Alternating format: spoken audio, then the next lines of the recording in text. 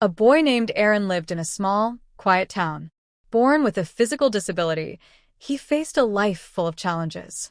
His world was confined to a wheelchair, and though he longed for companionship, he was often met with pity or judgment instead. He spent most of his days alone, watching the world through the window, dreaming of a life where he could be seen for more than his limitations. Aaron's parents, while supportive, couldn't fully understand his pain.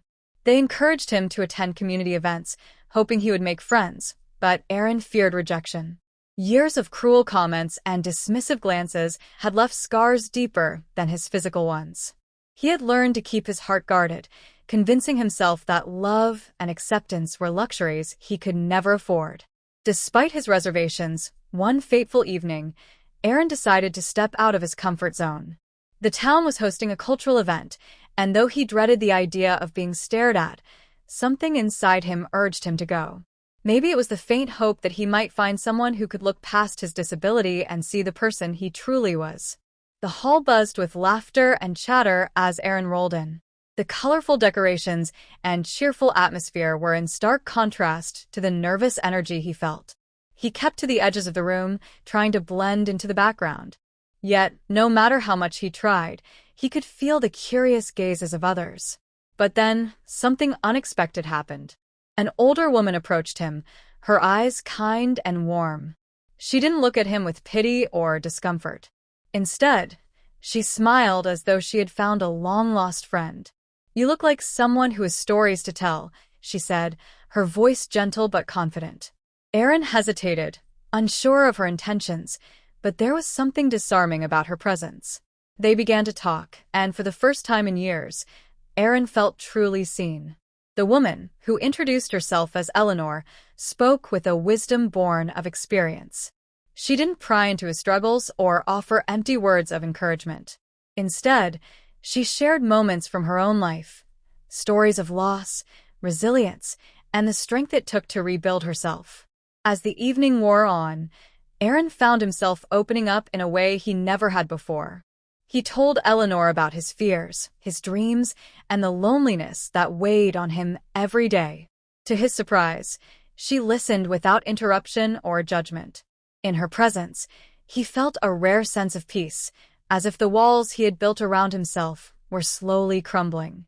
When the event ended, Aaron didn't feel like going home. The thought of returning to his empty room felt unbearable after the warmth he had just experienced. Eleanor noticed his hesitation and offered to accompany him for a little while longer. "Sometimes, a conversation is all we need to feel alive again," she said with a knowing smile. Aaron agreed, not realizing how profoundly that night would change his life. As the evening grew colder, Aaron and Eleanor found themselves sitting on a quiet bench in the park near the community hall. The stars above were bright, and the soft rustle of leaves filled the silence between their conversations.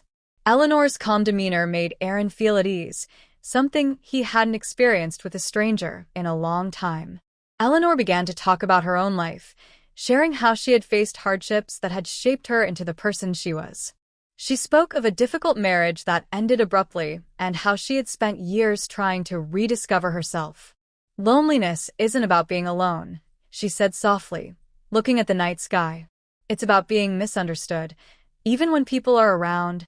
Her words resonated deeply with Aaron, who nodded, feeling as if she had perfectly articulated his own feelings.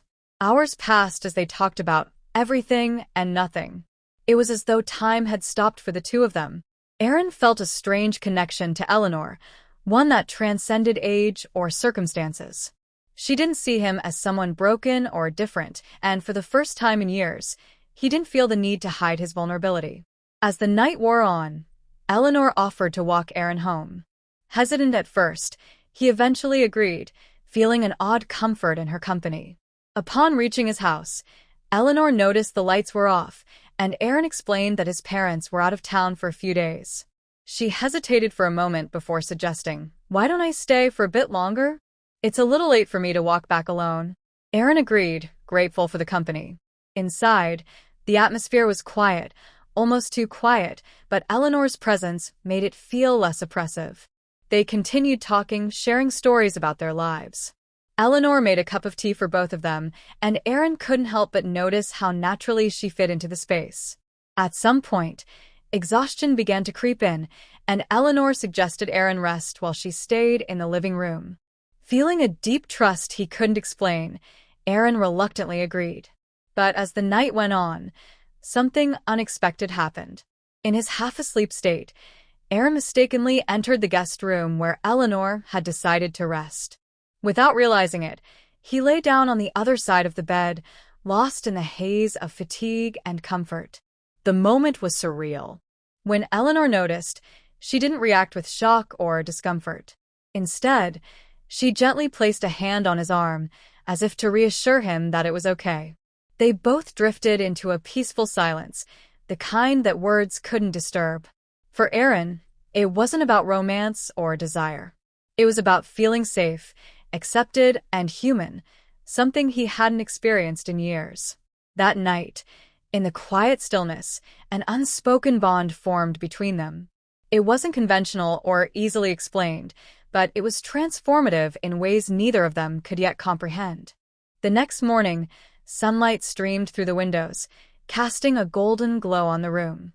Aaron woke up with a strange mix of calm and confusion. He turned to see Eleanor already awake, sitting quietly by the edge of the bed, her face unreadable.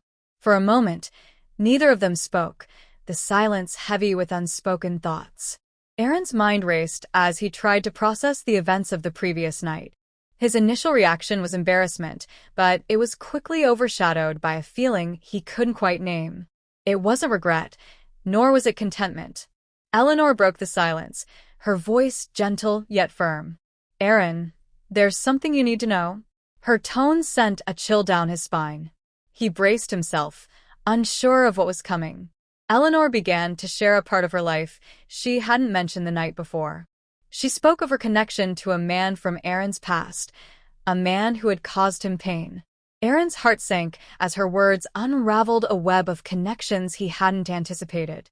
"I knew your father," she confessed, her gaze steady but filled with sorrow. "Years ago, he and I were involved. It ended badly, and I left. But when I saw you last night, I realized who you were. I didn't plan for any of this to happen." Aaron felt a wave of betrayal wash over him. The warmth and trust he had felt toward Eleanor suddenly felt misplaced. His voice was shaky as he asked, "Did you talk to me out of pity? Was this some twisted way to make amends for your past?" Eleanor's eyes glistened with unshed tears. "No, Aaron. I approached you because I saw myself in you. I saw someone who was hurting, someone who needed to feel understood. What happened between us last night wasn't planned, and it wasn't out of pity. It was real." But Aaron struggled to believe her. The revelation of her past connection to his father felt like a betrayal of the fragile trust they had built. Memories of his strained relationship with his father resurfaced, amplifying his anger and confusion. He pushed Eleanor away emotionally, retreating into the walls he had worked so hard to lower. Eleanor, however, didn't fight his reaction. She understood the complexity of what he was feeling. "I can't change the past, Aaron," she said quietly. "But I want you to know that meeting you wasn't a coincidence. It was a chance for both of us to heal. Whether you believe that or not is up to you." As she prepared to leave, Aaron was left grappling with conflicting emotions. Part of him wanted to believe her, to hold on to the connection they had shared. But another part, the part scarred by years of disappointment and rejection, told him to let her go. When the door closed behind her, the emptiness in the room felt overwhelming. Aaron sat in silence, staring at the space where she had been, questioning everything about the night that had seemed so transformative just hours earlier. The days that followed were heavy with silence. Aaron couldn't shake the weight of Eleanor's revelation. His mind replayed their conversations, the moments of connection, and the betrayal he felt when he learned about her past with his father. Despite his anger, a part of him missed her presence. For all his mistrust, she had made him feel seen in a way no one else ever had. As the days turned into weeks, Aaron found himself reflecting on his own life. He thought about the walls he had built to protect himself from the world, and he realized that, for a brief moment, Eleanor had helped him lower those walls. She had given him something he hadn't experienced in years, hope. But that hope now felt tarnished by her confession. One evening, as he sat by his window watching the sun dip below the horizon, a letter arrived. The handwriting was unfamiliar, but as soon as he opened it, he knew it was from Eleanor. The letter was long, filled with raw honesty and vulnerability. She explained everything, her past, her regrets, and the reasons she had approached him that night. "I didn't come to you because of your father," the letter read. "I came to you because I saw someone who reminded me of myself, someone who had been hurt by life and was trying to find their place in the world. I know I've caused you pain by revealing my past, but I need you to know that my feelings for you were real. You gave me hope, Aaron, just as much as I tried to give it to you."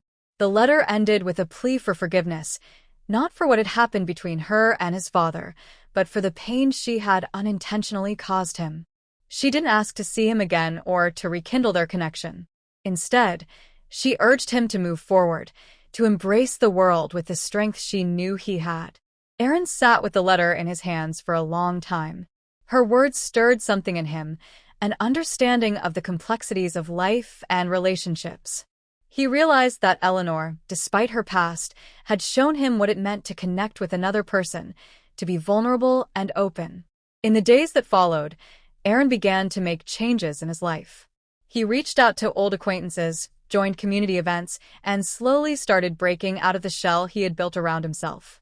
It wasn't easy, but with each step, he felt a little lighter, a little stronger. Eleanor's impact on him hadn't been erased by her confession. If anything, it had deepened his understanding of forgiveness and the imperfect nature of humanity. He didn't reach out to her, but he carried her words with him, letting them guide him as he rebuilt his life. Months later, Aaron found himself standing on a stage, speaking to a room full of people about resilience and hope. As he looked out into the crowd, he felt a sense of purpose he had never known before. Eleanor had been right. Sometimes, all it takes is a connection to remind us of our worth. And though she was no longer a part of his life, her presence would always be a part of his story.